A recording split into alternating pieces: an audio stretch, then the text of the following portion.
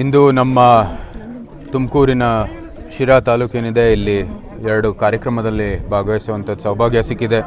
ಮೊದಲೇದಾಗಿ ನಮ್ಮ ಉಳಿಯೂರು ಗ್ರಾಮದಲ್ಲಿ ಒಂದು ಹೊಸದಾಗಿ ನೂತನವಾಗಿ ಕಟ್ಟಿರುವಂಥದ್ದು ಒಂದು ದೇವಸ್ಥಾನ ಇದೆ.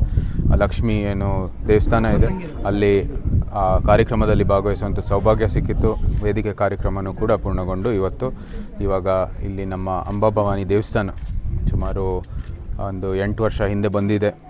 ಈ ಲ್ಯಾಡ್ ಸಮುದಾಯ ಇದೆ, ಅಖಿಲ ಕರ್ನಾಟಕ ಲ್ಯಾಡ್ ಸಮುದಾಯ ಸಂಘ ಇವರ ವತಿಯಿಂದ ಈ ದೇವಸ್ಥಾನದ ಪುನರ್ನಿರ್ಮಾಣ ಆಗ್ತಾ ಇದೆ. ಸಂತೋಷದ ವಿಷಯ.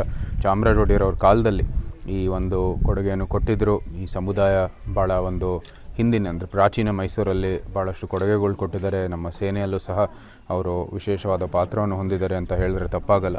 ಆ ನಿಟ್ಟಿನಲ್ಲಿ ಒಂದು ಭಾವನಾತ್ಮಕವಾದಂಥ ಸಂಬಂಧ ಇದೆ, ನಿಕಟ ಒಂದು ಸಂಬಂಧ ಇದೆ.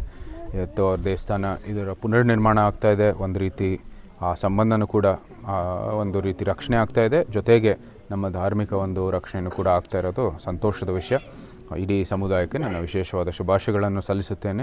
ಅದೇನು ಹೇಳಿದ್ದಾರೆ 2026 ಇದು ಪೂರೈಸ್ತಾರೆ ಅಂತ.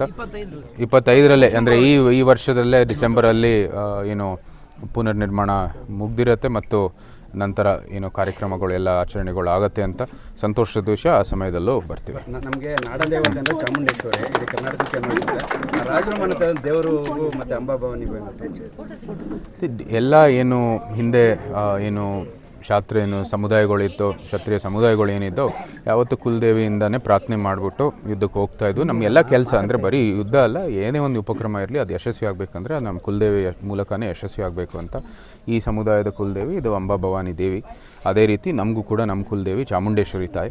ಸೊ ಆ ನಿಟ್ಟಿನಲ್ಲಿ ದೇವಿ ಅಂದರೆ ಅಂತ್ಯದಲ್ಲಿ ಅದೂ ಕೂಡ ಶಕ್ತಿನೇ. ಆ ಶಕ್ತಿಯ ಮೂಲಕ ನಮ್ಮೆಲ್ಲರಿಗೂ ಒಳ್ಳೆಯ ಆರೋಗ್ಯ ಅಭಿವೃದ್ಧಿ ದಯಪಾಲಿಸಲಿ ಎಂದು ನಾವು ಯಾವತ್ತೂ ಪ್ರಾರ್ಥನೆ ಮಾಡ್ತೀವಿ. ಎಲ್ಲ ಉಪಕ್ರಮಗಳಿಗೂ ಸಹ ಯಶಸ್ವಿ ಆಗಬೇಕು. ಯಾವುದೇ ಒಂದು ಕೆಲಸನೂ ಕೂಡ ಯಶಸ್ವಿ ಆಗಬೇಕಂದ್ರೆ ಆ ಶಕ್ತಿಯ ಮೂಲಕನೇ ಆಗುತ್ತೆ.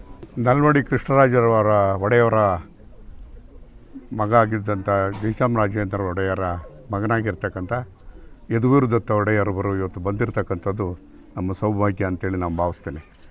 ಬಹುಶಃ ನಮಗೂ ಶಿರಾ ಮತ್ತು ತುಮಕೂರು ಜಿಲ್ಲೆ, ಚಿತ್ರದುರ್ಗ ಜಿಲ್ಲೆಗೂ ಕೂಡ ಅವಿನಾಭಾವ ಸಂಬಂಧ.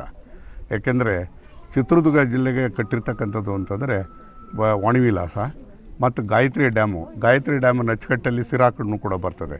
ಈ ರೀತಿಯಾಗಿ ಡ್ಯಾಮ್ಗಳನ್ನು ನಿರ್ಮಾಣ ಮಾಡಿ ಮಹಾರಾಜರು ಶಾಶ್ವತವಾಗಿ ಎಲ್ಲರ ಹೃದಯದಲ್ಲಿ ನೆಲೆಸಿರ್ತಕ್ಕಂಥ ಸಂದರ್ಭದಲ್ಲಿ ಇವತ್ತು ನನಗೆ ಯದುವೀರರವರು ಇಲ್ಲಿ ಬರುವಂಥ ಪೂರ್ವದಲ್ಲೇ ಸುಮಾರು 90 ಕೆರೆಗಳು ಇವತ್ತು ಹೇಮಾವತಿಯಿಂದ ತುಂಬಿರ್ತಕ್ಕಂಥದ್ದು ಭಾಳ ಸಂತೋಷದ ಸಂಗತಿ.